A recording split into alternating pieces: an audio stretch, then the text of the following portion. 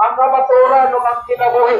Walay makaadto sa kungabahan, kundi pinaagi lamang kanako. So pinaagi lang ni Kristo Jesus, mga igala, na ang tao makasulod sa ginharian sa langit. So tagayog higayon si Kristo Jesus sa imong kinabuhi karon, mga igala.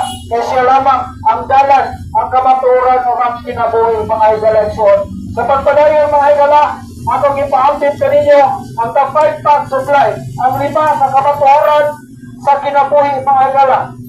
Number 1, you are a sinner. We are a sinner. Ikaw o ako makasasala, mga igala. The first fact that you need to realize in life is that you are a natural born sinner, a natural transgressor against God. Ang unang kamaturan na kinahanglan nimong maagbuhan sa kinabuhi, mao ang na ikaw usa ka natural na tao na makasasala, usa ka natural na palapasyon tapos sa Diyos, mga igala.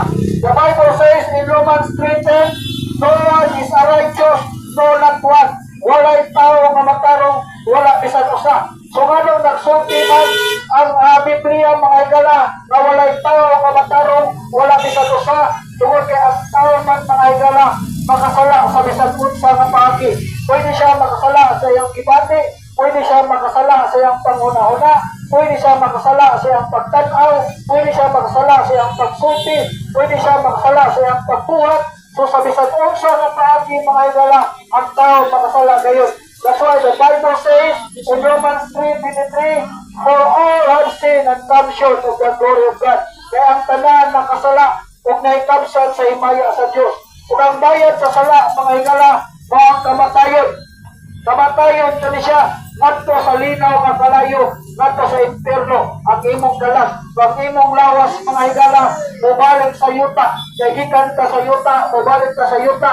Gikan ka sa abog, mubalik ka sa abog, mga igala.